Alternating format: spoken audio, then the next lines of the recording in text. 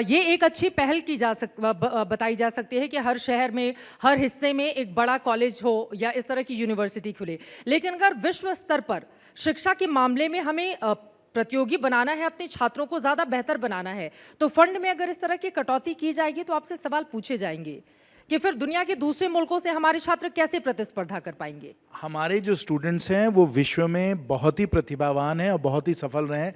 खुद मैं आईआईटी दिल्ली का हूं चित्रा जी, और मैं आपको बता सकता हूं कि हमारे आईआईटीज़ के जो स्टूडेंट्स हैं उनका कोई मुकाबला नहीं है, और विश्व भर में लोगों की ये डिमांड है कि हम लोग आईआईटी के स्टूडेंट्स को लें। और आपको मालूम है कि आईआईटी का जो प्लेसमेंट होता है उसमें लोगों को इतनी अच्छी आमदनी मिलती है, विश्व भर में उनको अवसर मिलते हैं। और ये सिर्फ आईआईटी की बात नहीं है, आप और भी बहुत सारी हमारी संस्थाएं देख लें, चाहे एनआईटीज़ हों या हमारी प्राइवेट जो यूनिवर्सिटीज़ हों, इन सब को अगर आप देख लें तो जिन जिन लोगों ने अच्छी शिक्षा प्राप्त की है, जिन्होंने अपनी अच्छी ट्रेनिंग ली है, उन सबको बढ़िया से बढ़िया आज के समय नौकरियां हमारे देश में क्या पूरे विश्व में मिल रही हैं।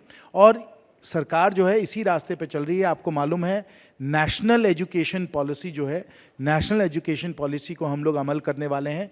बहुत ही दूरदर्शी वो नीति है। इसके द्वारा ना सिर्फ हमारी शिक्षा की प्रणाली जो है उसको हम लोग और सुदृढ़ बनाएंगे, लेकिन इसके तहत जो विदेश की भी जो विश्वविद्यालय हैं, यूनिवर्सिटीज़ हैं, उनको भी हम लोग निमंत्रण दे रहे हैं कि वो भारत में आए और अपना बढ़िया से बढ़िया जो उनका लेकिन राष्ट्रीय शिक्षा मिशन के बजट में भी आपने कटौती कर दी है। मेरे पास वो पूरे आंकड़े हैं, इनमें से बजट में मनरेगा का हमने जिक्र कर लिया है, पीएम कृषि सिंचाई योजना में भी कटौती कर दी गई है, राष्ट्रीय शिक्षा मिशन जिसको बढ़ाए जाने की जरूरत थी उसमें भी आप लोगों ने कमी कर दी है, अल्पसंख्यक कल्याण मंत्रालय, अगर उसमें भी आप कटौती कर देंगे तो फिर अल्पसंख्यकों के भीतर ये विश्वास जगाने में सरकार कैसे कामयाब होगी? सबका साथ, सबका विकास, सबका विश्वास, क्या विश्वास की कमी नहीं आएगी अगर अल्पसंख्यक मंत्रालय में इतनी बड़ी कटौती की जाएगी? तो हर क्षेत्र में जहां भी सामाजिक कल्याण की जरूरत है, और खासकर जब आप बिजली, सड़क, पानी, स्वास्थ्य, शिक्षा, कृषि क्षेत्र की आप बात करें, तो सिर्फ केंद्रीय बजट को देखना बहुत एक अधूरी कहानी है, बहुत अधूरी कहानी है चित्रा जी।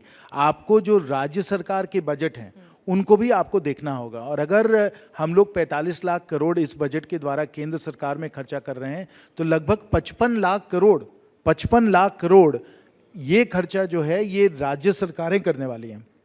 तो बिजली, सड़क, पानी, स्वास्थ्य, शिक्षा, कृषि, ये सब जो क्षेत्र हैं ये संवैधानिक तौर पे राज्य सरकार की जिम्मेवारी है। तो राज्य सरकार की भी बढ़ चढ़ के इसमें योगदान इनका होता है, बढ़ चढ़ के इनके खर्चे होते हैं। तो अगर देखना है कि सामाजिक कल्याण के लिए इन सब क्षेत्रों में कितना पैसा हर वर्ष जा रहा है, तो आपको केंद्र सरकार और राज्य सरकार की ओर देखना है। और जहाँ तक जो आपने कई योजनाओं के बारे में बात की, जहां तक मेरी उन पे जानकारी है, कई जगह वृद्धि हुई है, कटौती नहीं हुई है चित्रा जी। अब ठीक है, एक तरफ बीजेपी ने अपने तमाम केंद्रीय मंत्रियों, बड़े बड़े दिग्गज नेताओं, आप जैसे सांसदों को यह जिम्मेदारी दे दी है कि 2024 के पहले अलग अलग हिस्सों में जाकर बजट का खूब प्रचार प्रसार किया जाए।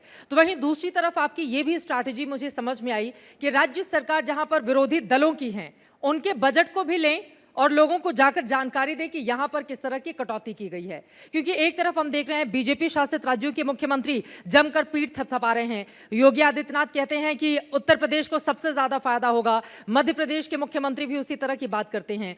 जबकि अगर अशोक गहलोत की बात करें, वो कह रहे हैं कि हेडलाइंस के लिए जुमलों वाला ये बजट है, और आपके राज्य के भी मुख्यमंत्री इससे संतुष्ट नहीं है, वो कह रहे हैं कि सिर्फ हवाई है।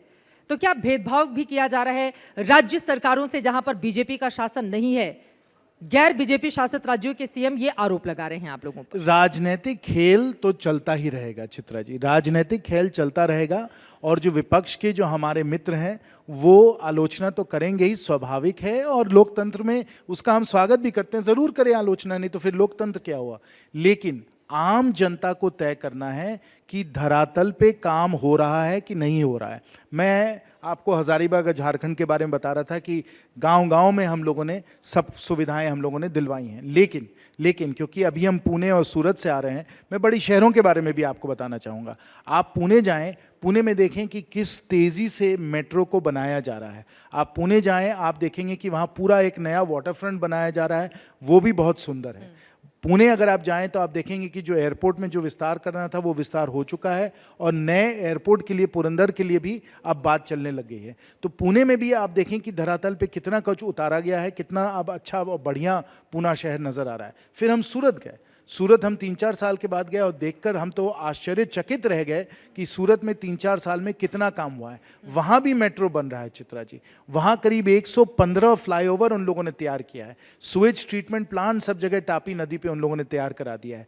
तो आप बड़े शहरों में भी जाकर देखें कि क्या क्या काम हो रहा है, तो आपको नजर आएगा कि दूर गांव देहात में भी काम हो रहा है, हमारी बड़ी शहरों में भी काम हो रहा है। दिल्ली में तो G20 वगैरह के लिए तो बहुत बड़े पैमाने पे काम हुआ है, पूरे सेंट्रल विस्टा का काम चल रहा है, नए सदन का निर्माण चल रहा है। तो जहां भी आप देखिएगा, आप राजनीतिक खेल छोड़ दीजिए, विपक्ष को जो करना है उनको कहने दीजिए, लेकिन अगर आप अपनी आंखों देखा हाल उसके बारे में अगर आप बात करें, जो आज धरातल पे हम लोगों ने उतार के दिखाया है, ये आंकड़े भी बता रहे हैं और आपकी खुद की आंखें बता रही हैं कि हम लोगों ने बहुत ही गजब का काम किया है। जैसे हम लोगों ने, ज्योतिरादित्य जी ने अभी हाल में बताया कि जब हम लोग 2014 में आए थे तो 74 एयरपोर्ट थे। 9 साल में उसको हम लोगों ने दोगुना करके उड़ान के तहत 148 एयरपोर्ट बन गए हैं। अब एयरपोर्ट बने कि नहीं बने, ये तो वास्तविकता है, इसमें कोई खेल तो नहीं हो सकता है।